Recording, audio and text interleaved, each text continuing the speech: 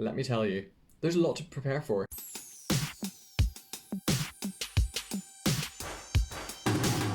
Hey guys, and welcome back to my channel. So, I'm in a bit of a transitional era. I am in the middle of getting ready for preparation for university, but while I'm getting prepared for university, a lot of you are going to be getting prepared for A-levels, and let me tell you, there's a lot to prepare for. A-levels are exciting. I really enjoyed my entire A-level experience, as weird and wacky as it was, as the world kind of collapsed mid A-level experience. I still loved it. I still really enjoyed my entire A-level experience, and today I'm going to give you 5 tips that you need to know before doing your A-levels, before making that move from GCSE to A-level, or even if you're going into your second year of A-levels, some extra tips that you may want to bring with you as you go. So, number 1, be prepared to work. A-levels are so much more intense than GCSE, and so is the workload. I mean, yes, you already know this, but it will hit you like a truck. You won't expect it until it is there, and you can get just carried away with it all. You can get pushed back and kind of forget why you're doing it, in just all the work. These are subjects that hopefully you really enjoy, subjects that hopefully you want to spend, the rest of your life working at. So you want to learn how to make the most of them and enjoy them in whatever way possible. There is so much content that you need to learn. There is so much detail you need to learn, so much more than GCSE. GCSEs, you had a good bit of detail and you had a good bit of content, but A-levels just combine the two to make a chaotic, intense workload, intense detail load. You need to learn application and memorization. Memorization will not get you far at A-level. A C potentially. Application is where it's at. A-level questions are applied to situations that you've never been in before, situations that you've never seen before, and you need to use your knowledge to work out how to solve it, no matter if that's maths, if that's biology, if that's chemistry, if that's a language. I mean, you're going to be thrust into any situation in the language and you have to use your language skills to get out of that situation. Whatever subject it is, memorization will not get you as far as learning how to apply all your information. And just in case you didn't know, second year has so much more content than your first year. If you're in first year going into second year, be prepared for another step up. The step between GCSE and A-level is pretty big. The step between first and second year of A-level is almost the same as your step between GCSE and A-level. It is quite a jump. Number 2, know what revision methods you're going to use and stick to them. A-levels are going to involve a lot more revision than your GCSEs, but you only have 3 or 4 subjects, so there's not as much to do in a way. You need to find a revision method that works for you and actually stick to it. So how are you going to revise? What is your method? Do you like writing notes? Do you prefer posters, flashcards, active recall methods like blurting? How do you revise best? Work that out. It is vital that you work out how to revise best because you're going to need it. I, just as an example, I used A5 books, hopefully you can see that, where it meant that you filled up pages faster. You could, have small diagrams that took up full pages.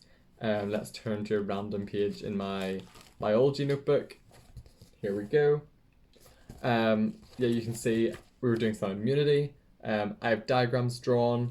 I loved using A5. I will be buying as many of these notebooks as I can find when I'm going stationery shopping this year because I absolutely adore them and want infinite notebooks.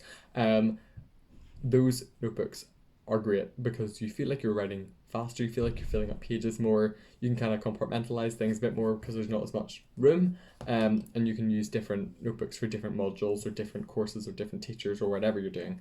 So that's how I do it. Get a method that works for you and stick to it because you're going to need to stick to it as you just have a lot of work that you need to get done and a lot of different notes you have to write at different times. So, number 3, know when to revise and make good revision habits.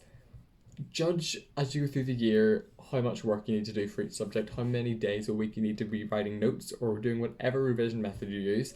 For example, for biology, I was writing notes pretty much every day, but mainly 3 to 4 days a week of proper biology notes. I had 8 or 9 periods a week, And so there's a lot of time to learn in class and a lot of time where you get information that you need to learn. So I'd be writing it down when I came home from school immediately. Chemistry was a bit less. It was 3 to 4 days a week. I did not do chemistry notes every day because there wasn't need. There were a lot of experiments we did that we didn't need to really write notes for. Or, there's a lot less information dense things in chemistry. But keep your revision notes in bite-sized portions so you do not burn out. You don't want to be doing an entire book of information in one day. You don't want to be doing an entire chapter of the textbook out in one sitting. Keep it small, keep it manageable, and you'll get through. Or try and do one poster. That's the sort of thing I would do. Here is, again, a biology poster on ecological relations, which I didn't like, but I forced myself through by telling myself I would only do one poster and get it done and move on to something else. Keep it small, manageable, and bite-sized. Right, number 4, study periods. Make the most of your study periods. Many schools will offer study periods throughout the day. You may even get offered free periods. My school didn't do free periods, just study periods for us, but I loved them. I got 5 a week, 4 or 5 a week. Use them wisely. Catch up on notes. If you know you're going to have a lot of notes to write, do half an hour of writing notes. Do half an hour just getting something done, put on music, listen to whatever, get the notes made. Or if you have homework that you kind of need to do, get the homework done. No one's stopping you from just getting it done there and then, and when you go home then you don't have that to worry about, or you know that you've done that and hand it in early, or you don't have that burden on you of extra stress, extra work that needs to be done on top of all the extra work you have to do at A levels. You do extra research. If you don't understand a topic, then have a research, read different textbooks, read different sources of information to see if you can find an easier way of understanding it.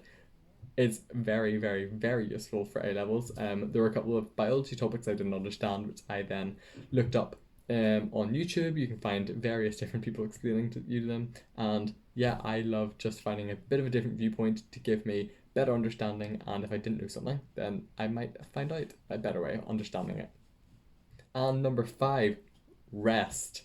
There is a lot going on. If you're going to be doing extracurricular activities too, you're going to have school, a lot of work, and also extracurricular activities. If you want to do that, you need to get as much rest as you can. You need to use time wisely. Work smarter, not harder. You don't need to be working for hours every day, but you do need to be getting what you need done.